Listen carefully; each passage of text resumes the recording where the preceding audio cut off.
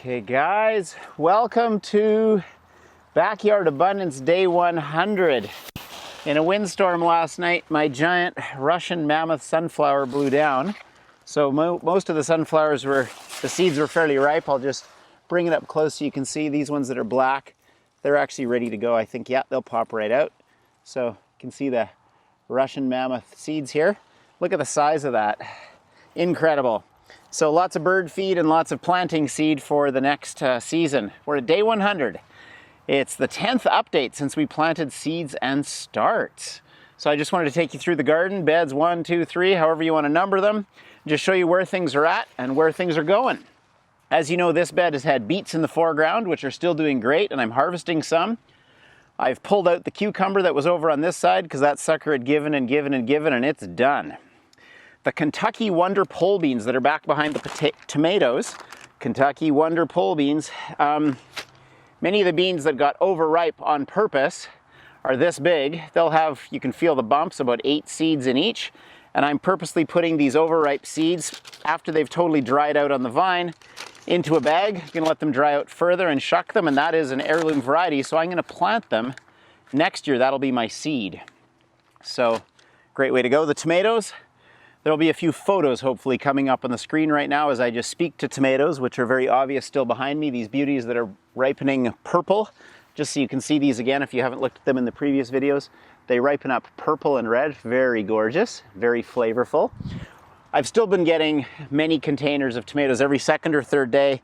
I grab the ones that are just starting to turn in color and they ripen up on the kitchen counter. I've got several 4-liter ice cream pails of tomatoes that are ripening up right now. So that's kind of where this bed is at.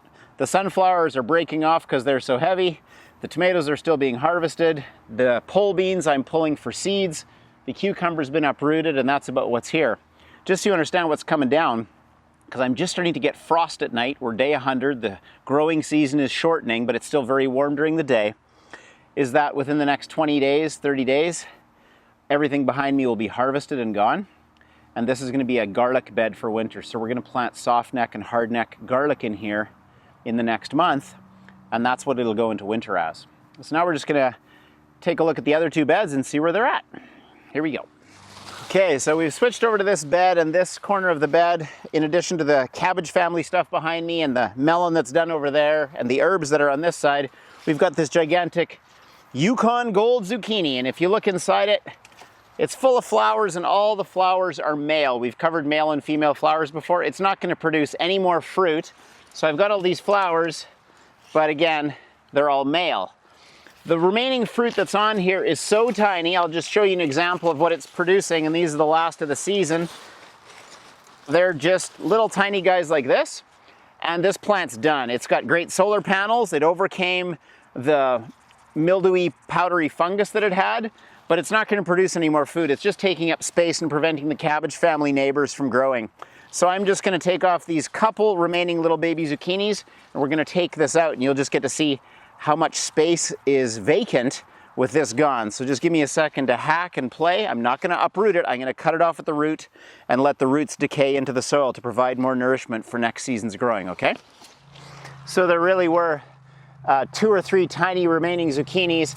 I cut this plant up into 3 pieces, and all these hollow stems in there were just gushing out water. So I'm going to just pull this out in these 3 pieces I cut it into to give you a sense of how much plant matter there is. There's another tiny little guy. This is huge. So much.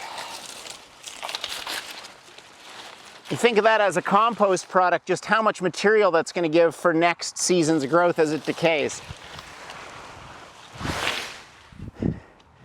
Take out a few more here.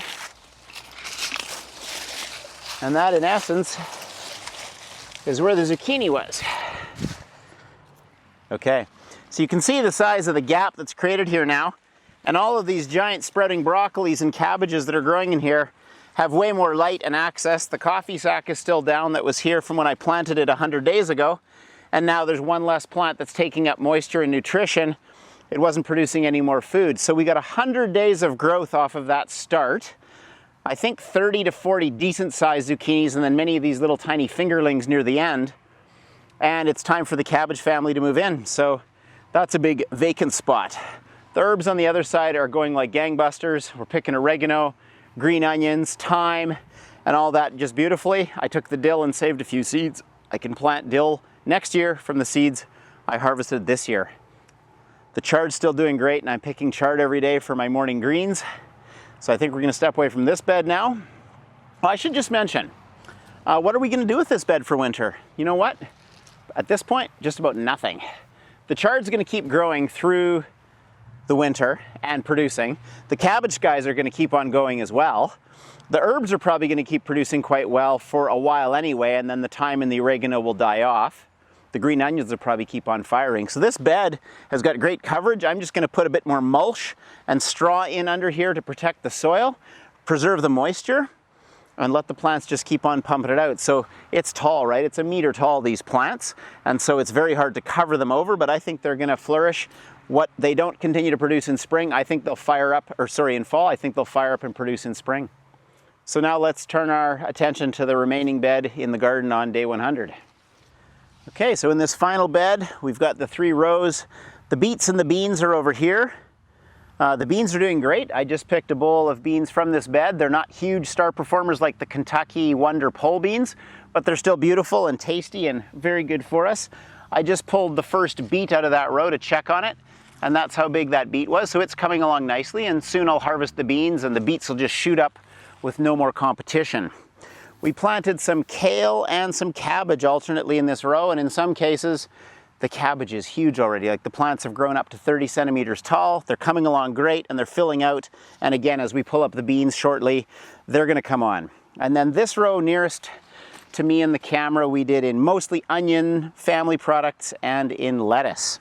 Remember we were concerned about the wireworm, so we put in these flags with potatoes. Well, the wireworm I think is getting the best of us. 2 of the 6 lettuce plants have succumbed. I find little remnants like this lying around, and it's the end of a lettuce plant. These guys are still alive. Wireworm haven't taken them yet, but on the same day I planted these, I planted lettuce in another garden that doesn't have wireworm, and those lettuces are up this tall. So I know this is not great, and somehow the wireworm is taking a toll on it. So that's day 100, that's our update. Other than lettuce, everything has thrived and been abundant in the garden. So the garden that has the pole beans and the tomatoes as we harvest out, as I suggested, that's gonna go into garlic. The garden bed that has mostly cabbage family and Swiss chard in it, that we've pulled out the melon and pulled out the zucchini from, that's gonna be as is for the winter. And this garden, once we've harvested the beans, we're gonna do a bit of a hoop house over top of it, and it'll be a bit more winterized, a bit more protected, and that'll enable the plants to just grow well through the winter and take off again in the spring when the warmer weather hits. So that's day 100 update done. We won't need to come back every 10 days now because we really just have to come back to clean out the beds, plant the garlic, and put a hoop house over this. That'll all happen over the next month, probably in 2 installments, around 115 and 130 as the days, and we'll be done for the season. So thanks again for coming along for the ride on this video, and I hope that your fall garden is prospering like this one is. Boom, till next time.